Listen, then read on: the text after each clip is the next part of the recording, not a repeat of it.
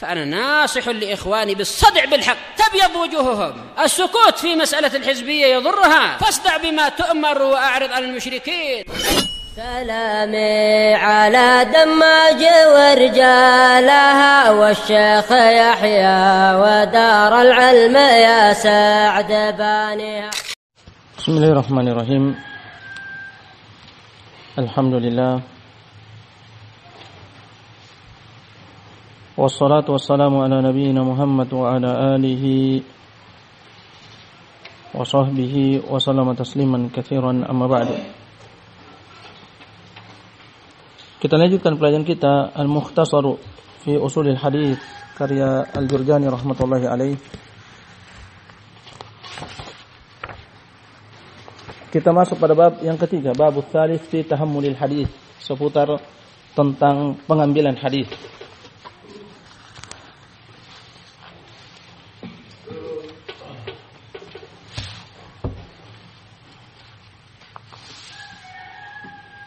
Yaitu membahas seputar bagaimana mendengar hadis dan menukilkannya. Qala yasihhu at-tahammuli atau yasihhu at-tahammulu qabla al-islami. Dan sah pengambilan hadis sebelum keislaman, yaitu walaupun dalam kondisi yang mengambil riwayat atau kisah atau khabar tersebut sebelum dia masuk Islam, dalam kondisi dia masih kafir. Sebagaimana telah lalu penyebutan dalil-dalilnya tentang kisah Salman Al-Farisi, menceritakan tentang bagaimana perjalanannya sebelum masuk Islam dan diterima, di mana dia menyampaikannya setelah Islam. Demikian kisah Abu Sufyan bersama Heraklus, pembesar Rum, ketika dia belum berislam, lalu menceritakannya setelah itu, setelah keislamannya, dan diterima. Demikian Jubair bin Mut'im radhiyallahu anhu yang menceritakan ketika dia masih kafir, mendengar Nabi SAW membaca surat Tur dan mengatakan kada qalbi ayatir, sampai hampir-hampir kalbuku itu terbang. Dan itulah awal membekas di dalam kalbunya keislaman. Kemudian setelah itu dia masuk Islam dan menceritakannya. Menunjukkan bahwasanya disyaratkannya adalah itu fi halil ada, ketika menyampaikan. Adapun fi halat at-tahammul was-sima', maka tidak disyaratkan hal tersebut. Qala wa kadza qabla al-bulugh. Demikian juga sebelum bulugh, yaitu sah tahammul. Kemudian dia menceritakannya setelah balik. Misalnya. Dan disyaratkan at-tamyiz, at-tamyiz.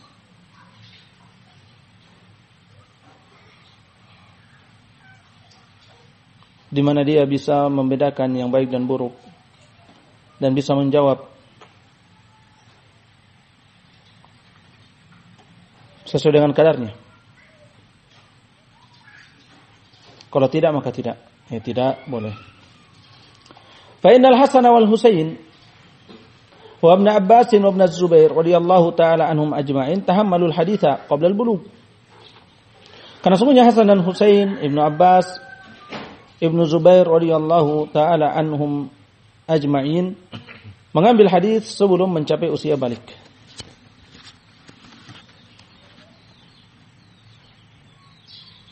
Walam yazalin nasu yusmi'una as-sibyan, dan manusia senantiasa terus memperdengarkan anak kecil, yaitu mereka membawa anak-anak mereka di majelis tahdits. Seperti kisah Ibnu Umar radhiyallahu anhuma, ketika Nabi sallallahu alaihi wasallam bertanya, syajaratun tusbihul mu'min famahi, sebuah pohon yang menyerupai seorang menyerupai orang yang beriman, apakah dia? Dan Ibnu Umar radhiyallahu anhuma terbetik dalam kalbunya bahwasanya dia adalah kurma.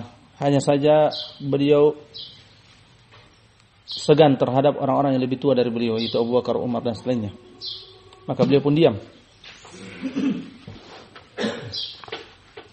Al-hadis.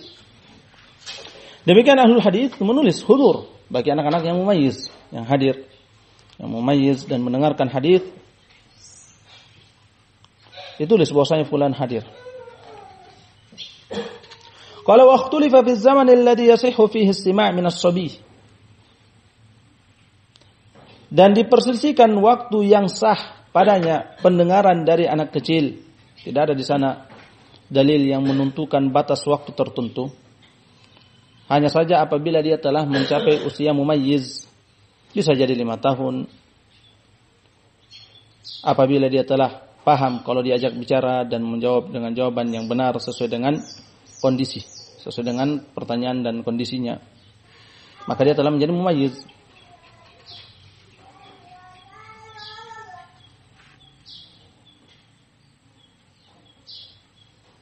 Qila 5 sinin, ada yang mengatakan 5 tahun. Wa qila yu'tabar kullu sagirin bihalihi, dan ada yang mengatakan dicek, dilihat kondisi setiap anak kecil. Nah, tidak menentu, kadang ada yang cepat, ada yang lambat. Fa idza fahima al-khitaba wa radda al-jawaba sahhahna sima'ahu. Apabila dia paham kalau diajak bicara dan memberikan jawaban yang sesuai dengan pertanyaan, maka kami benarkan pendengarannya, dianggap. Wa in kana duna 50 wa illa lam yasih, walaupun umurnya masih di bawah 5 tahun. Kalau tidak, masih belum paham, maka tidak sah. Walitahammulil hadits itu rukun, dan pengambilan hadis ada beberapa cara, ada beberapa jalur dan metode dan penukilan pengambilan.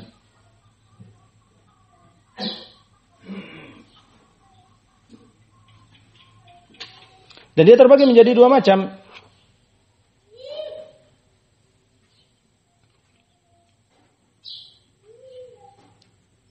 Yang pertama, imla' wa tahdits. Dan ini yang paling tinggi, yaitu diimla'kan, didiktekan dan disampaikan. Dan ini yang paling tinggi. Yang kedua, imla'un duna tahdits. Di imla' tanpa di tahdits, yang disampaikan cuma didiktekan. Dan ini lebih di bawah dibanding yang pertama, walaupun masih dalam satu kategori.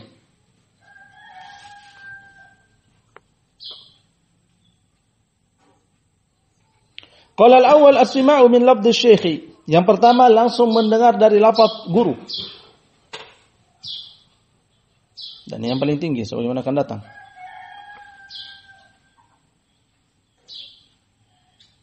Ats-tsani al-qira'atu alaih.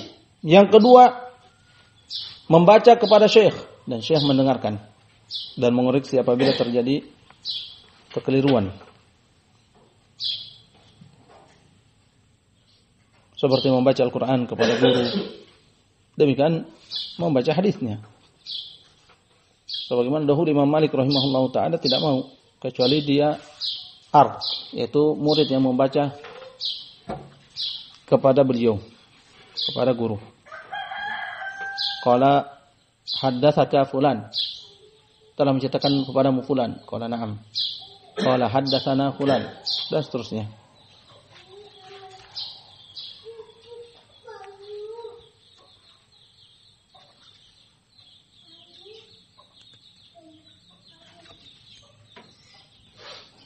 Jadi mendengar dari lafaz syekh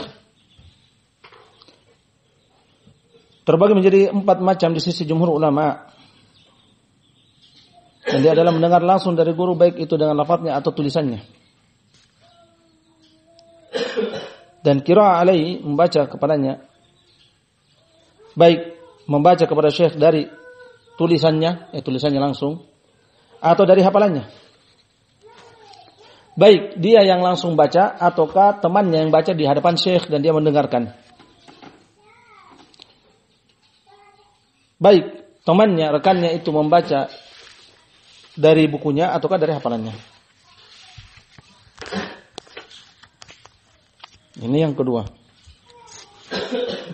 yaitu qiraah ala syekh. Ats-tsalits al-ijazatu wa laha anwa'un. Jenis yang ketiga dari tahammul adalah ijazah, pengambilan ijazah.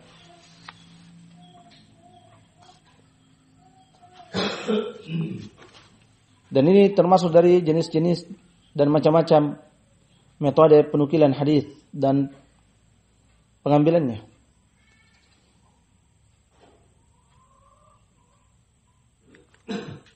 Dan biasanya ijazah itu datang setelah sama', langsung mendengar.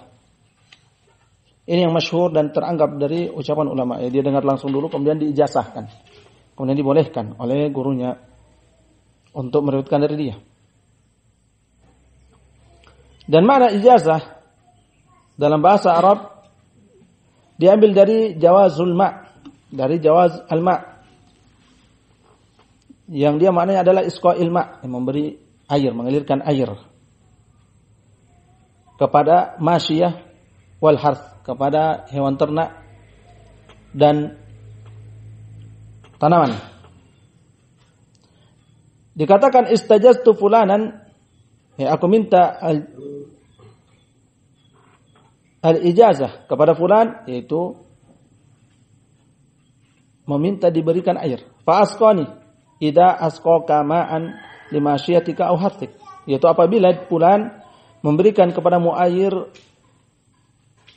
untuk hewan ternakmu dan tanamanmu. Maka demikian juga pada penuntut ilmu, manakala dia menuntut ijazah atau meminta ijazah kepada syekhnya, yaitu dia meminta agar dialirkan kepadanya ilmunya. Ini secara makna.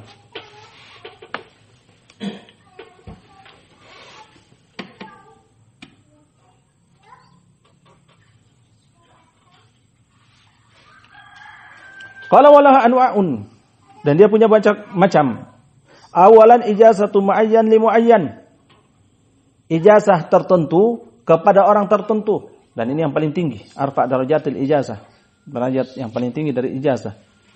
Saya ijazahkan kamu, saya berikan kamu ijazah untuk meriwayatkan kitabku ini dan itu atau riwayatku ini dan itu kepada fulan min fulan, menyebutkan nama, muayyan lil muayyan.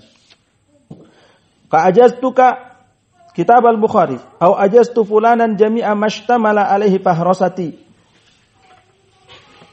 Seperti dia mengatakan, aku berikan kamu ijazah kitab Bukhari, atau aku berikan kamu ijazah, aku berikan ijazah kepada fulan seluruh apa yang terkandung dalam daftar bukuku, dengan syarat dia mengetahui.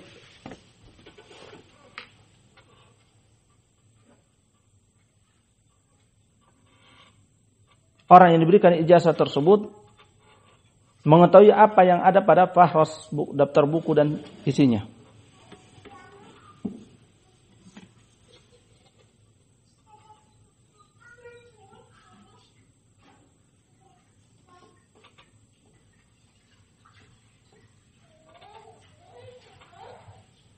Ini yang pertama. Yang kedua, tsaniyan wa ijazatu muayyan fi ghairi muayyan. Ijazah dari guru kepada orang tertentu pada perkara yang tidak ditentukan.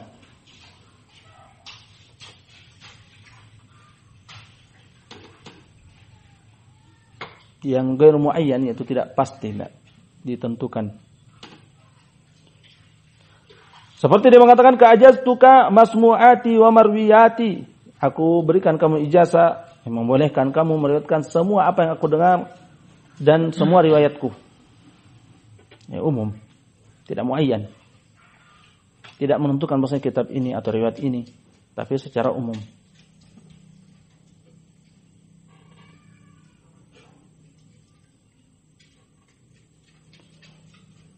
Wa ijazatul umum ka ajaztul muslimin aw liman adraka zamani, dan ijazah umum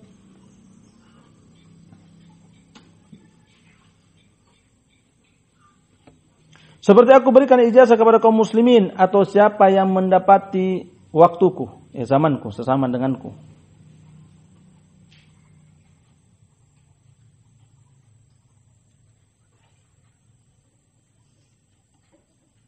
Yaitu syekh memberikan ijazah kepada orang yang tidak tentu secara umum, kepada kaum muslimin atau siapa saja. Ini umum, siapa saja yang mendapati tulisanku atau mendapati zamanku dan seterusnya, ini umum. Atau dia mengatakan siapa saja yang mendapati tulisanku, sebagaimana dilakukan oleh Al-Hafidz Ibnu Katsir dalam Tuhfatul Asyraf.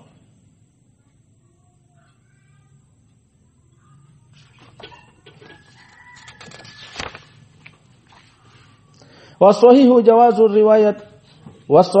jawazur riwayat bihadil aqsam, dan yang sahih boleh periwayatan dengan cara-cara yang disebutkan ini yang telah lalu ala sahih.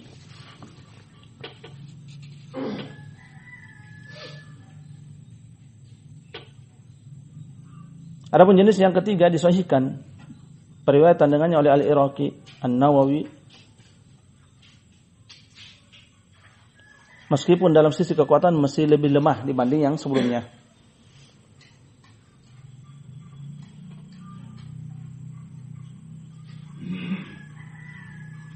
Rabi'an wa ijazatul ma'dum. Yang keempat, ijazah satu orang yang belum ada. Ka'ajaztu liman yuladu li fulan, seperti dia mengatakan aku berikan ijazah kepada anaknya fulan, yang sementara fulan belum punya anak. Wasahihul man'u, dan yang sahih ini tidak boleh. Sebutkan oleh Al-Jurjani, as-sahihul man'u.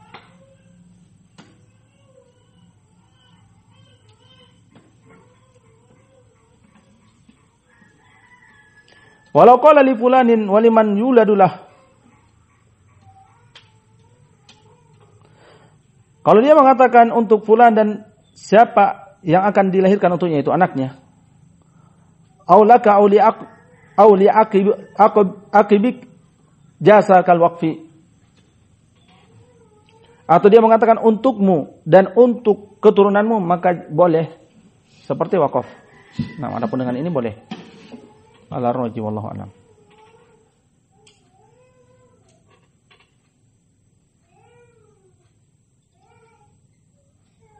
Sama seperti wakaf. Perbedaannya dengan yang sebelumnya adalah aku ijazahkan kepada anaknya fulan. Kalau ini adalah aku berikan ijazah kepada fulan dan keturunannya. Tidak, yang pertama tidak untuk orang tuanya, adapun ini orang tuanya sampai kepada keturunannya.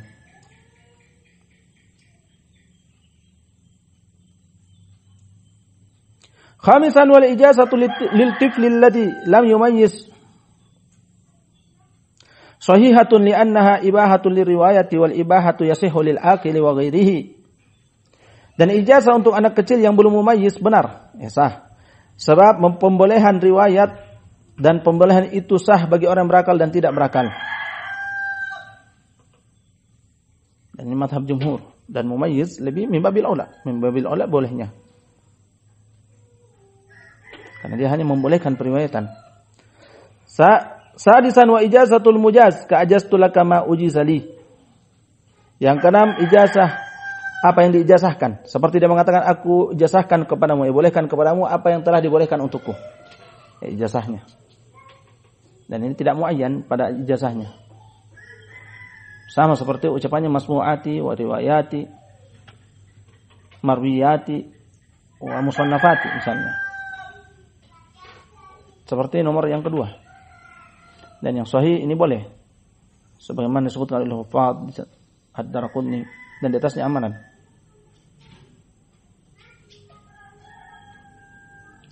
Wa yustahabbu al-ijazatu idza kana al-mujizu wal mujazu lahu min ahli al-ilmi li'annaha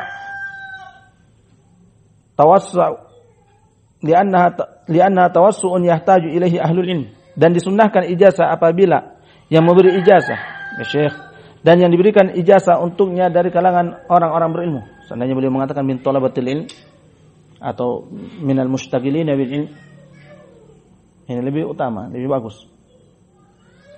Karena anak kecil juga boleh baginya untuk ijazah. Dan tujuannya adalah al-mu'tani bil ilm, orang yang bergelut dalam bidang ilmu. Wa yanbaghi lil mujizi bil kitabati ay yatalaffadha biha fa in iktasara 'alal kitabati sahhat. Dan sepatutnya bagi yang memberi ijazah untuk melafadzkannya. Ini lebih utama apabila dia langsung melafadzkannya. Ini lebih tinggi dan lebih kuat. Tapi apabila dia hanya mencukupkan dengan penulisan saja, tetap sah. Tapi masih ada kelanjutannya yang keempat, munawalah dan mukatabah al-wijadah. Insyaallah kita ambil pada kesempatan berikutnya. Kita cukupkan sampai sini. Barakallahu fikum. Subhanakallahumma wa bihamdik, asyhadu an la ilaha illa anta, astaghfiruka wa atubu ilaik.